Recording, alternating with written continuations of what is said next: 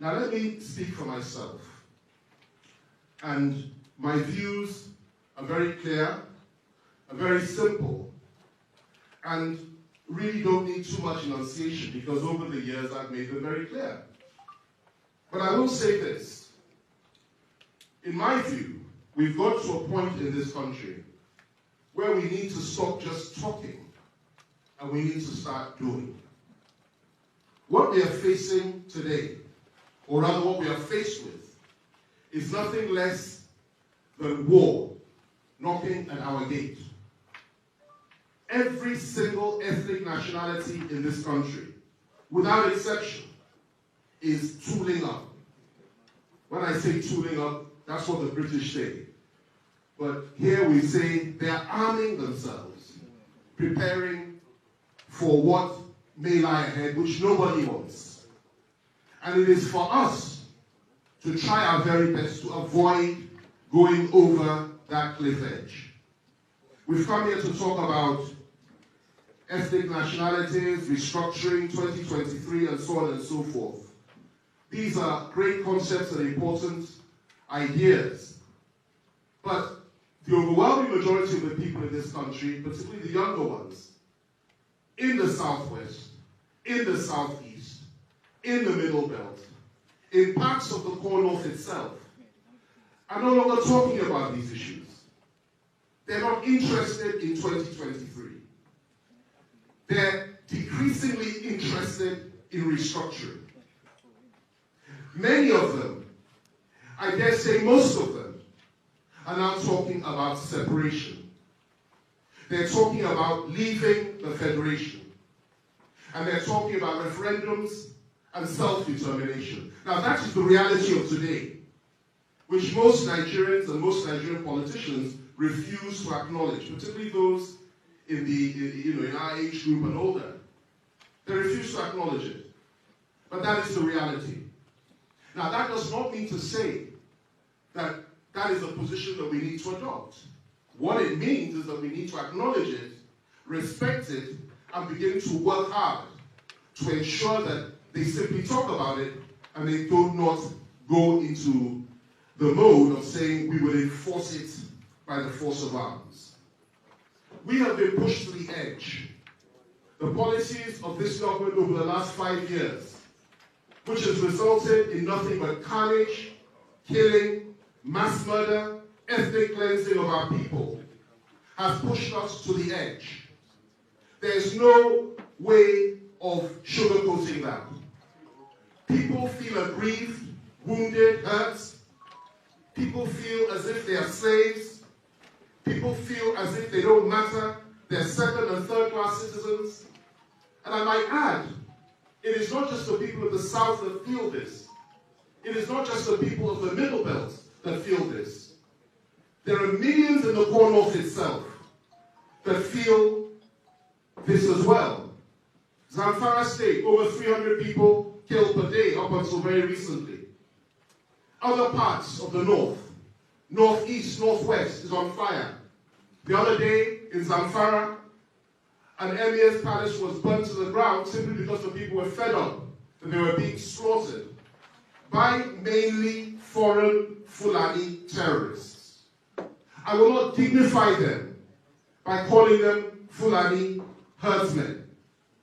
I will call these foreign barbarians that have come to kill our people in the core North, in the Middle Belt, in the forests and the streets of the Southwest, in the Southeast, in the South-South. I will call them Fulani, foreign Fulani terrorists. That is what they are. That is what they do. In some parts they call them bandits. In others they call them herdsmen. I call them terrorists. And they are terrorists fighting against the Nigerian state. And whatever it is you feel about Nigeria, whether you're an integrationist and you believe in Nigeria and you're entitled to that view, or whether you believe in restructuring, a great view, or whether you believe in separation or whatever it is, at the end of the day, we must remember this, that as at today, we are first and foremost Nigerians.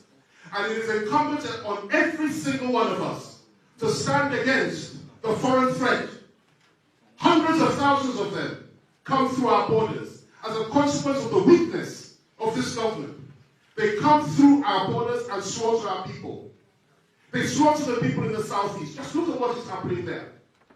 Up until today, this nation, which has its own challenges, has not seen fit to apologize to those people for what we did to them in the Civil War. And I make no apology for holding that point of view. Where you have over 3 to 5 million people slaughtered in the space of 3 years, 1 million of them children. Where a young Jewish boy called Bruce Mayrock in New York City burns himself alive in front of the United Nations building simply because he saw what was happening to the Biafrans during the Civil War, what we did to them. Where you have a man like Steve Jobs, the man that founded Apple, or the last CEO of Apple, one of the biggest companies in the world, saying, renouncing his Christian faith, simply because of what he saw happening in Biafra. And where you have a man like Bernard Kouchner, who was the foreign minister of France up until not too long ago, a few years ago, who was actually here during the Civil War, working for the Red Cross. And he said from what he saw, as a consequence of what he saw in that war, he resigned from the Red Cross, set up Médecins Sans Frontières, and he now established that organization, which is the biggest organization in wartime, for wartime casualties in the world today. People don't know this, and yet here we are as Nigerians, hoping for things to be better, and yet we refuse to acknowledge what we did. Well, that blood is everywhere now. I'm sorry if I've said things that may sound offensive, if I've said things that may not be too nice, if I've said things that are not making people comfortable here today. But that blood is being spread everywhere now, and we've learned nothing. Because here we are today, bombing the forests of the southeast with our Air Force, killing young people, simply because they want to exercise their right of self-determination, or better still, they're calling for a referendum. Here we are in the southwest, allowing foreign Fulanis to flood our forests and slaughter our people morning, day, and night. The leader of Femi Fani, the beloved Femi Fani, who we all belong to as Yoruba people, our leader, our past leader, Baba Fashoroti, his own daughter was slaughtered. We've had our traditional rulers slaughtered. We've had our women raped, our farms taken over. That is what we have experienced. And we speak from a position of rage. If our elders and our leaders speak in a peaceful tone, it's because they're civilized men. And it's because they believe in the power of restraint. And they believe in order. And they don't want war. But the young men are angry. Very, very angry. And it's not just the southwest. Look at the Niger Delta. And I acknowledged yesterday that our father, Ike Clark, was 94 years old, I believe. I acknowledged that today. I should have mentioned that in the beginning. Congratulations to him. And we thank God for his life because he's seen it all. Look at what is happening there. Look at what has been happening there over the years. Rape, pillage, murder, carnage, domination, and all sorts of evil visited upon these people. And yet they've taken it, even though they are the goose that lays the golden egg. You go to the Middle Belt. Hardly any identity left. Hardly any identity left. Forced to speak a language that is not theirs. Forced to forget that they had a history of their own. Forced to bow and tremble before those that were never part of them. And now in the midst comes these foreign Fulanis again. Fighting them, killing them, slaughtering them. And they hardly ever fight back. I will never forget 2016, Christmas, Kaduna State, in southern Kaduna, 800 people, Christmas Eve and Christmas Day, 800 people, including women and children, were massacred by these foreigners in their homes. And nothing happened.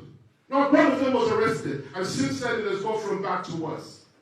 But now you go to the Cornwall itself where I started. It is just as bad, if not worse, for the poor masses in those areas who are being killed on a daily basis and whose leaders and whose elders can do next to nothing about it. So I feel for Nigeria. We all feel for Nigeria. And we all pray for Nigeria. But let me say this. If the Nigerians, the people like Baba Debanjo and Baba Olaito and Baba Ike Clark and our elders from the north and the middle belt, and there are so many of them, Governor Jan and so many others. If that Nigeria does not present a platform whereby we are equal in every way before God and before the law, that Nigeria cannot be sustained. There are many, many good people in the core north. Many of them. I know many of them. Bala Mohammed, the governor of Bauchi. You go to Zamfara, Matawale is there. The Sultan himself, a good man, who has reached out in many ways to bring peace, and who is also crying out for justice and crying out for decency and crying out on behalf of his people. We have many like that in the core north. We have in the middle belt people like the governor of Kogi and so many others who are trying their very best. And we have those that are restrained and are also crying in private. And this goes across party lines. All over the north, people are crying. And they are suffering as well. So it's not just us. But the bottom line is this. The philosophy and the belief that this can go on and nothing will happen is one that has no basis, has no rationality, has no decency, and has no sanity. Because it will go on and it will take us into a situation that none of us wish to be in. Let me end with this. And this is very, very important.